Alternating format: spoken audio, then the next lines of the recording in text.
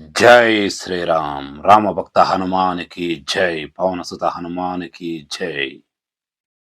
హనుమాన్ ఈ చిత్రం ప్రస్తుతం భారతదేశంలో సంచలనం సృష్టిస్తోంది. హనుమాన్ ప్రభంజనం ప్రస్తుతం దేశంలో ఎలా ఉంది అంటే, హనుమాన్ చిత్రం ప్రదర్శిస్తున్న ప్రతి ఒక్క థియేటర్లు కూడా జై శ్రీరామ్ నినాదాలతో దద్దరిల్లిపోతున్నాయి. ఎంతలా అంటే, ఎవరైతే సినిమాని చూస్తున్న ప్రేక్షకులున్నారో వారంతా కూడా కూర్చోల్లో కూడా కూర్చునేదానికి వీలు లేకుండా, ఆ యొక్క ఆనందంతో, ఆ యొక్క భక్తి తన్మయత్వంతో పూర్తి స్థాయిలో అందులో లీనమైపోయి జై శ్రీరామ్ నినాదాలతో అన్ని థియేటర్లను కూడా హోరెత్తిచ్చేస్తున్నారు. అతి చిన్న సినిమాగా విడుదలైన ఈ హనుమాన్ సినిమా ఈరోజు దేశవ్యాప్తంగానే కాదు, ఓవర్‌సీస్‌లో కూడా అంటే ఇతర దేశాల్లో కూడా ప్రభంజనం సృష్టిస్తోంది. కలెక్షన్‌ల సునామీని సృష్టిస్తోంది. ఈరోజు ఈ హనుమాన్ సినిమా గురించి ఎందుకు చెప్తున్నా అంటే, ఒకటే కారణం. ఈ హనుమాన్ అనే ఒక సినిమాని హనుమంతుని యొక్క శక్తి ఏ విధంగా ఉంటుంది అని చూపించే దానికి కేవలం ఒక చిన్న ట్రైలర్ లాగా మాత్రమే రిలీజ్ చేశారు. సినిమాని చూస్తున్నంత సేపు కూడా రామనామంతోనూ, హనుమనామంతోనూ, ఆ ఇద్దరి యొక్క నామజపాలతోనూ జనాలు పూర్తిగా ఆ భక్తి తన్మయత్వంలో మునిగిపోయే విధంగా ఈ సినిమా ఉంది. అది ఎంతలా అంటే, సినిమా మొదలైన దగ్గర నుంచి మొదలుకొని సినిమా ఎండ్ అయ్యేంత వరకు కూడా, అంటే సినిమా పూర్తయ్యేంత వరకు కూడా అసలు సినిమా అనేది అత్యద్భుతంగా ఉంది. ఈ సినిమా ఎలా ఉంది అంటే, ప్రతి ఒక్కరు కూడా వాళ్ళ కుటుంబ సభ్యులందరితో కూడా తీసుకెళ్ళి సినిమాని చూసే విధంగా అయితే ఈ సినిమా ఉంది. అది ఎంతలా అంటే, సూపర్ హీరో ఎవరు అని పిల్లల్ని అడిగితే గనక, నేటి తరానికి సంబంధించిన పిల్లల్ని అడిగితే వాళ్ళందరూ కూడా super man, spider man, bat man ఇలా కల్పిత పాత్రలని చెప్పే పరిస్థితుల్లో ఉన్నారు. కానీ ఈ సినిమా చూస్తే మాత్రం ఖచ్చితంగా హనుమాన్ అనే ఒకే ఒక్క నామం మాత్రమే బయటకొస్తుంది.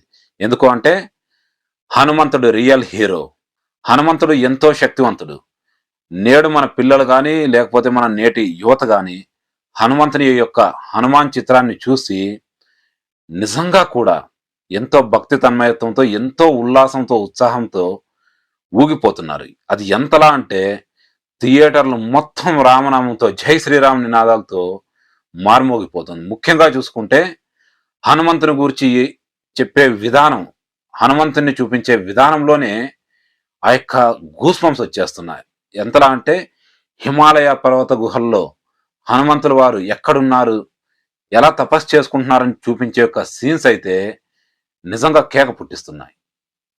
ఇక సినిమా విషయానికొస్తే, సినిమా మొదలైన దగ్గర నుంచి కూడా విలన్‌ని చూపించే విధానం కానీ, ఆ తర్వాత హీరోని చూపించే విధానం కానీ అత్యద్భుతంగా ఉంది.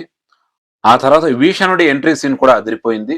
ఆ తర్వాత విభీషణుడు హనుమంతుని భక్తునికి ఏ విధంగా సహాయం చేస్తూ వచ్చాడు, ఇందులోని హీరోకి హనుమంతుని శక్తులు ఏ విధంగా వచ్చాయి, ఆ వచ్చిన శక్తుల్ని ఏ విధంగా ఆ హీరో ఉపయోగించుకున్నాడు అనేది కూడా ఈ చిత్రంలో అత్యద్భుతంగా తీశారు. ముఖ్యంగా చూసుకుంటే ప్రశాంత్ వర్మ డైరెక్టర్ ఎవరైతే ఉన్నాడో, ఈ ప్రశాంత్ వర్మ అనే వ్యక్తి ఎక్కడో విదేశాల్లో కాల్పనిక కథల్లో ఉండే సూపర్ హీరోలు కాదు. భారతదేశంలో రియల్ హీరోలు కూడా ఉన్నారు. రియల్ సూపర్ హీరోలు కూడా ఉన్నారు. వాళ్ళందరినీ కూడా మన హిందూ సమాజానికి, మన భారతదేశానికి తిరిగి నేటి తరానికి పరిచయం చేసే యొక్క కార్యక్రమం అనేది ప్రశాంత్ వర్మ, ప్రశాంత్ వర్మ సినిమాటిక్ యూనివర్స్ అనే ఒక కాన్సెప్ట్ ద్వారా దాదాపుగా 40 చిత్రాలను తీసే ఆలోచనతో ఉన్నాడు. నిజంగా ఈ హనుమాన్ చిత్రాన్ని తీసిన ప్రశాంత్ వర్మకి మనం ఖచ్చితంగా కృతజ్ఞతలు చెప్పుకోవాలి. ఎందుకంటే ఇలాంటి ధైర్యం చాలా తక్కువ మంది మాత్రమే చేస్తారు. గతంలో చూసుకుంటే మనకు రామాయణం ఆధారంగా ఓం రౌత్ అనే వ్యక్తి 'ఆదిపురుష్' పేరుతో చాలా చండాలం చేసి పెట్టాడు. ప్రభాస్ హీరోగా చేసిన ఆ సినిమాని చాలా చండాలం చేసి పెట్టాడు. దాదాపుగా 500 కోట్లు ఖర్చు పెట్టి. కానీ హనుమాన్ చూసిన ప్రతి ఒక్కరు కూడా మొట్టమొదటిగా చేసే పని జై శ్రీరామ్, జై హనుమాన్ నినాదాలైతే, ఆ తర్వాత చేసే పని ఓం రౌత్‌ని బండ బూతులు తిట్టడం. ఎందుకు అంటే, అంత చండాలంగా రామాయణాన్ని కంపు కంపు చేసి పెట్టాడని. కాకపోతే ఇక్కడ ప్రశాంత్ వర్మ చూసుకుంటే తక్కువ బడ్జెట్‌లోనే దాదాపుగా 50-55 కోట్ల బడ్జెట్‌లోనే 500 కోట్లకు సరిపోయినంతగా, అంటే అంతటి విలువ చేసే ఒక సినిమాని అత్యద్భుతమైన నైపుణ్యంతో తెరకెక్కించాడు. ఇప్పటి వరకు ప్రశాంత్ వర్మ తీసిన ఈ సినిమాలో హనుమంతుని చూపించే విధానం కావచ్చు, హనుమంతుని యొక్క శక్తుల్ని చూపించే విధానం కావచ్చు, విభీషణుడిని చూపించే విధానం కావచ్చు, ప్రతి ఒక్క సన్నివేశాలను కూడా అత్యద్భుతంగా తీయడం జరిగింది. ముఖ్యంగా చూసుకుంటే హనుమాన్ చాలీసా పారాయణం వస్తున్నంత సేపు కూడా ఏ ఒక్కరు కూడా సీట్లో కూర్చునేంత ఓపిక అయితే ఉండదు. ప్రతి ఒక్కరు నిలబడి కేరింతలు కొట్టే విధంగా ఈ సినిమాని అత్యద్భుతంగా తీర్చిదిద్దాడు. ఫైనల్‌గా చూసుకుంటే ప్రశాంత్ వర్మ కేవలం ఇదొక ట్రైలర్ మాత్రమే అని చెప్పొచ్చు. ఎందుకంటే ఒక 2:30 గంటల సమయంలో ఒక ట్రైలర్‌ని మాత్రం మనకు చూపించాడు. ఆ ట్రైలర్‌తోనే మనం అసలు కూర్చొని చూడడానికి కూడా అవకాశం లేనంతగా మనల్ని మరో లోకానికి తీసుకెళ్ళిపోతుంది. అలా కాకుండా ఈ సినిమా తర్వాతి సినిమా 'జై హనుమాన్' అనే ఒక సినిమాను కూడా 2025లో మనకు ప్రశాంత్ వర్మ రిలీజ్ చేయబోతున్నాడు. ప్రతి ఒక్కరూ మీ కుటుంబ సభ్యులతో సహా సినిమాకు వెళ్ళండి. ఈ హనుమాన్ సినిమాకు వెళ్ళి ఈ హనుమాన్ సినిమాని దిగ్విజయం చేయండి. ఎందుకంటే ఈ హనుమాన్ సినిమాని మనం చూస్తూ ఉంటే సాక్షాత్తు హనుమంతుల వారినే చూసినట్టుగా ఈ సినిమా అనేది ఉంది. కాబట్టి ఇలాంటి సినిమాలను మనం ఖచ్చితంగా ఆదరించాలి. నేను మన హిందూ సమాజం అందరికి కూడా ఒకటే విజ్ఞప్తి చేస్తున్నా. దయచేసి మీరంతా కూడా మీ సకుటుంబ సపరివార సమేతంగా ఈ సినిమాని వీక్షించండి. ఎందుకంటే మనకు ఇలాంటి కంటెంట్ అందించే యొక్క డైరెక్టర్లు అనేవాళ్ళు చాలా తక్కువ మంది ఉన్నారు. కాబట్టి వచ్చిన ఇలాంటి వారు ఏ ఒక్కరిని కూడా మనం వదులుకోవడానికి లేదు. ఇలాంటి ప్రశాంత్ వర్మ లాంటి వ్యక్తులను మనం మరింత ఎక్కువగా ఎంకరేజ్ చేస్తే మన సనాతన సంస్కృతి సాంప్రదాయాల యొక్క విలువ, మన యొక్క శక్తి ఏంటి అనేది ప్రపంచ దేశాలకు చూపించే ప్రయత్నం ప్రశాంత్ వర్మ చేస్తున్నాడు.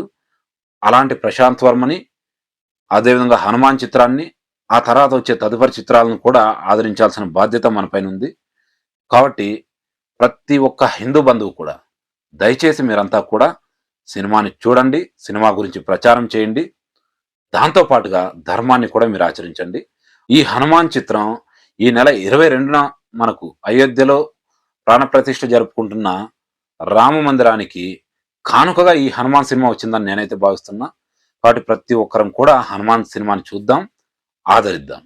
ఇప్పటి వరకు మన వీడియోని వీక్షిస్తూ ఆదరిస్తున్న ప్రతి ఒక్క హిందూ బంధువుకు కూడా హృదయపూర్వక ధన్యవాదాలు తెలియజేసుకుంటూ ఇంతటితో ముగిస్తున్నాను. జై శ్రీరామ్, జై హనుమాన్. పవన సుత హనుమానికి జై. భారత్ మాతాకి జై.